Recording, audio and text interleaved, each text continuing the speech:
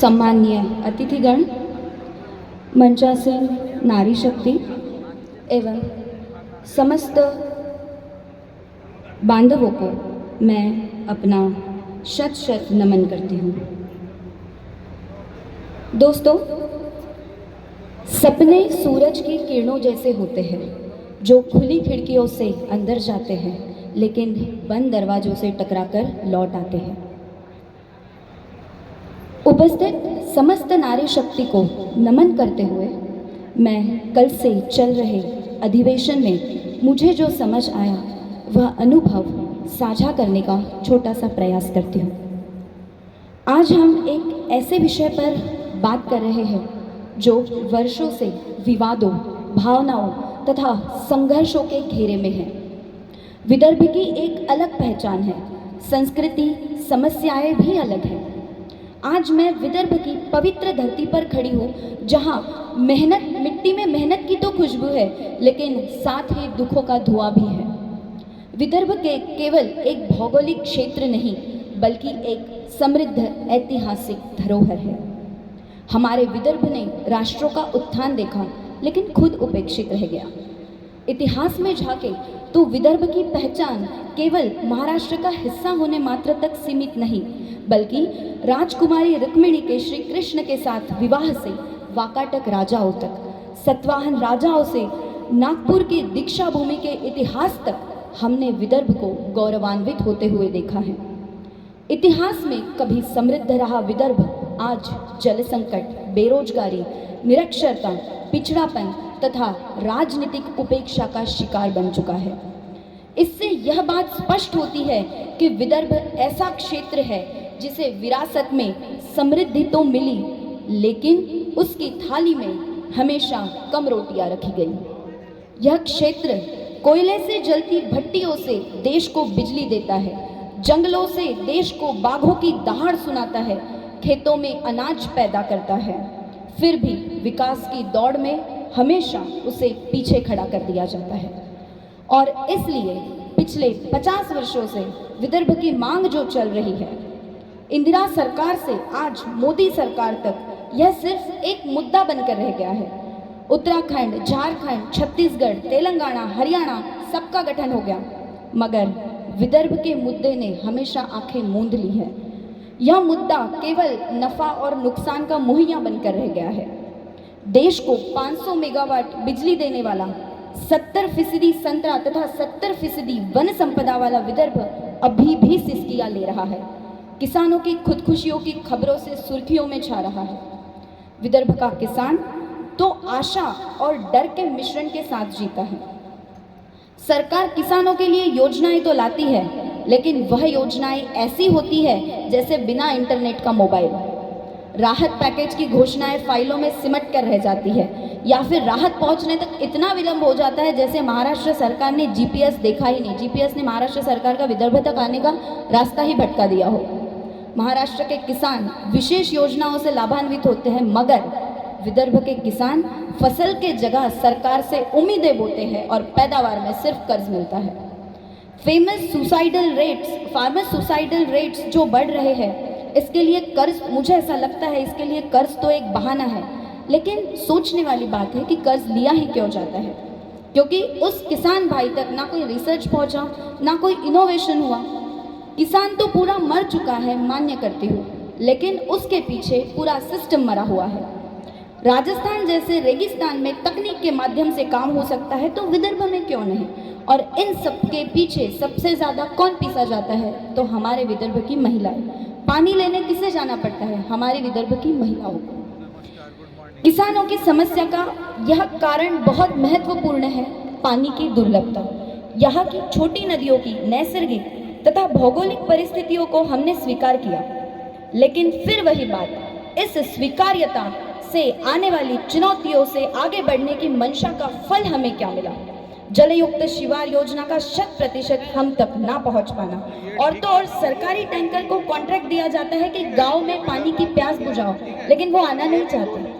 Private tanker मजबूरी का फायदा उठाकर गरीबों से मोटी रकम लूटना चाहते हैं। रेन वाटर हार्वेस्टिंग सिर्फ भाषणों का हिस्सा बनकर, विज्ञापनों का रट रटाया कंटेंट बनकर रह गया है। इसी बीच पानी की लंबी कतारों में जाना किसे पड़ता है? सिर्फ महिलाओं। सैंड माफियाज ने नदी की मिट्टी को ब्लैक मार्केट में बेचकर सरकारी और अपना और सरकारी अधिकारियों का घर भर लिया है। सिस्टम में उन मुद्दों पर बातें कोई नहीं करना चाहता जिन पर करने की जरूरत है।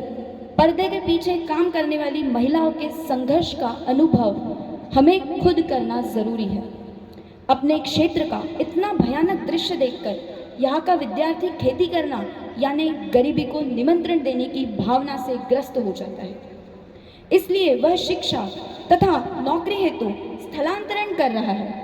2023-24 के आंकड़ों को माने तो 40% विदर्भ का माइग्रेशन बढ़ गया है और सरकार से जवाब आता है यह तो ग्लोबल ट्रेंड है। स्थलांतरण से यहाँ की फैमिलीज ब्रेक होने लगी है। नई पीढ़ी में दादा दादी का प्यार नहीं बल्कि अकेलापन और मानसिक समस्याएं आ रही है और जिस विद्यार्थी को यही अपना जीवन व्यतीत करना है उन्हें 2-3 ऑप्शंस के अलावा करियर अपॉर्चुनिटीज दिखाई ही नहीं देती। That विद्यार्थी don't know the specialized education like career in forensic, forestry or mass communication or public administration etc. Here students only choose the career of science and they consider the career of arts as a secondary option। और वही मुंबई पुणे में देखें तो arts career भी prestigious career माना जाता है। इसी श्रृंखला में अगर बेटियों की शिक्षा की बात की जाए तो दृश्य और भी भयावह है। शिक्षा नहीं, सम्मान नहीं, फिर एक ही मुद्दा अगली सारी कड़ियों को जोड़ देता है। बेटियां पढ़ नहीं पाती इसलिए मानसिक तथा आर्थिक रूप से किसी और पर निर्भर हो जाती है। विदर्भ की महिलाएं खुद के हक पता ना होने से घरेलू हिंसा और दहेज की शिकार बनती जा रही है। आज मेरी कुछ बहनें 4 दीवारी की चौखट लांघ कर आत्मनिर्भर बनने हेतु आर्थिक पक्ष मजबूत कर रही है, लेकिन उनकी सुरक्षा आज भी दांव पर लगी है। स्थलांतरण लड़कियों की उपेक्षा लड़कों में ज्यादा देखने मिल रहा है। विदर्भ की लड़की स्थलांतरण नहीं कर पा रही है। अब विदर्भ का युवा जब बाहर जाता है, चाहे वो लड़का हो चाहे वो लड़की हो, जब वो बाहर जाता है तब वो खुद को बैक बेंचर समझने लगता है, भले ही उसमें टॉपर बनने की काबिलियत हो। यहाँ की वरहाडी टोन को वहाँ गाउठी बोला जाता है। विदर्भ के छात्र डिजिटल डिवाइड का शिकार बनने लगे हैं।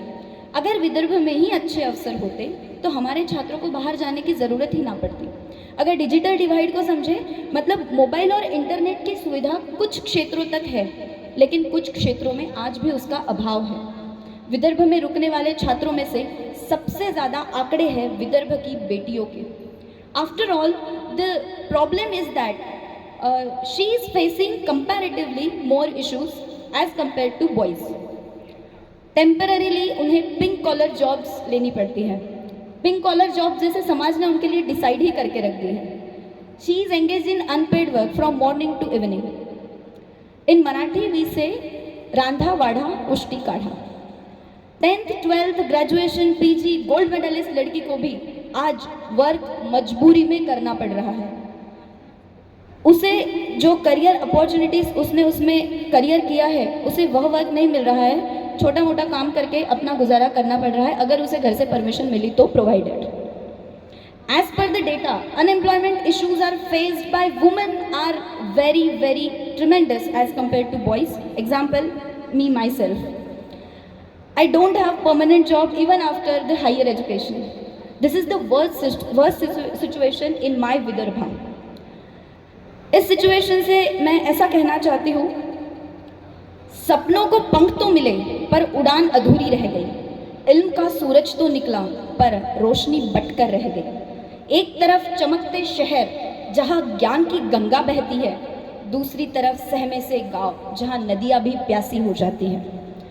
गढ़चिरौली जैसे आदिवासी क्षेत्रों में कुपोषण से बच्चों के दिमाग प्रभावित हो रहे हैं। 2023 के यूनिसेफ की रिपोर्ट कहती है कि भूखे पेट पढ़ाई करना मुश्किल है और सरकार का जवाब आता है मिड डे मील स्कीम तो चल रही है, लेकिन मैं पूछना चाहती हूँ खाने की क्वालिटी क्या है। जब बात करप्शन की आती है तब मानो बिल्ली आंखें बंद करके दूध पीने का ढोंग करती है। एथिकल बिहेवियर सरकार नहीं करेगी, सिर्फ महिलाओं को संस्कारों का पुतला बनने की अपेक्षा समाज कर रहा है। और अगर महिलाएं इसमें संस्कारों का पुतला बनने में काबिल ना हो तो she is behaving unethical as per society. School हो पर भविष्य ना हो, बुनियादी ढांचा हो पर स्कूलों में शिक्षक ही ना हो, रिजल्ट क्या होगा? बचपन से ही नक्सली आतंक का बीज इन बच्चों में बोया जाएगा। इन क्षेत्रों में ना शिक्षा, ना रोजगार, ना स्किल डेवलपमेंट, ना कोई अवसर, ना कोई स्टार्टअप। फाइलें आगे सरक ही नहीं रही। सरकार को विदर्भ तो सिर्फ वोट के लिए चाहिए। चंद्रपुर और कोराडी थर्मल पावर स्टेशन जैसे हमें बताया गया कि बिजली बहुत बड़े पैमाने पर बनाता है, पर खुद के गांव तो अंधेरे में है। केंद्र सरकार ग्रीन एनर्जी प्रमोट कर रही है, लेकिन हमारे पास सौर ऊर्जा होते हुए भी हम सिर्फ ग्रीन एनर्जी को बढ़ावा देने वाले राज्यों के लिए तालियां बजाने हेतु दर्शक दीर्घा में बैठे हैं। महाराष्ट्र स्टेट बोर्ड ने तो किसानों को नए पावर कनेक्शन देना भी बंद कर दिया था एक समय पर।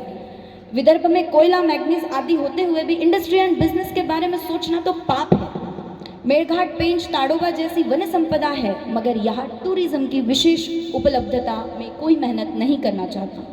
विदर्भ के इंफ्रास्ट्रक्चर का प्रात्यक्षिक अनुभव अगर मैं साझा करूं तो गांव के रास्ते ऐसे हैं जैसे हड्डियां 4G की स्पीड से टूटने वाली है।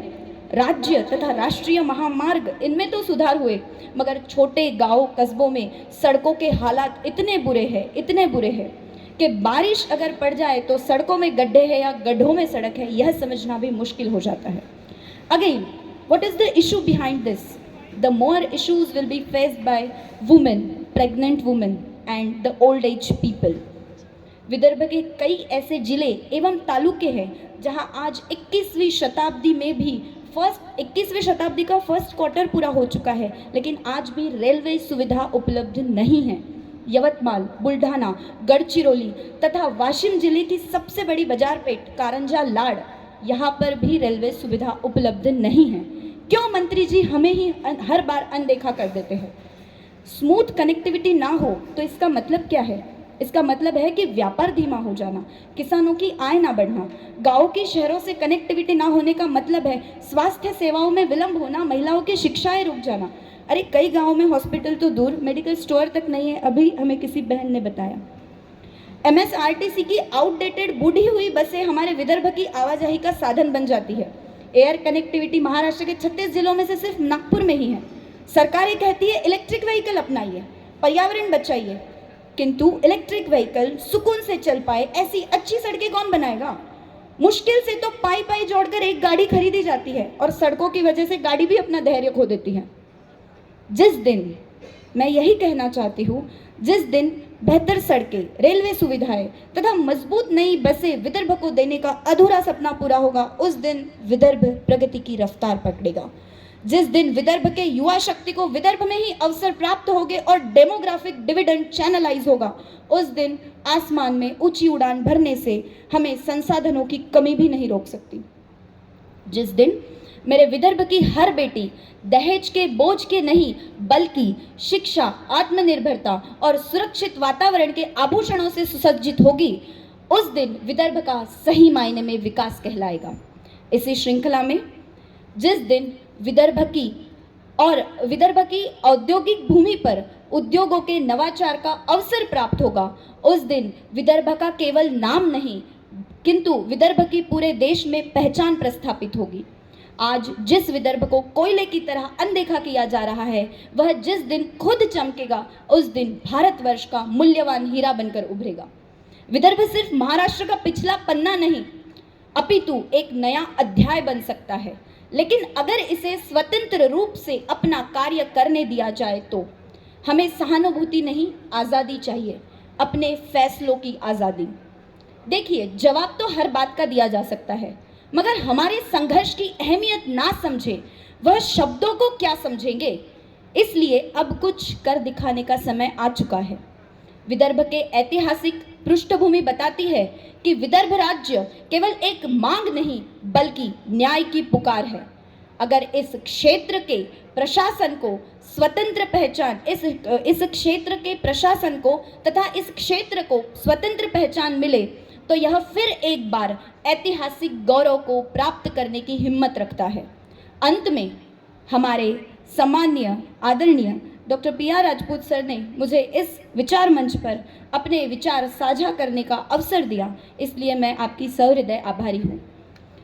और इस वक्तव्य की आखिरी कड़ी में विदर्भ की संस्कृति को तथा यहाँ की समस्त नारी शक्ति को नमन करते हुए अटल जी की चंद पंक्तियां कहकर अपने वाणी को विराम देती हूँ।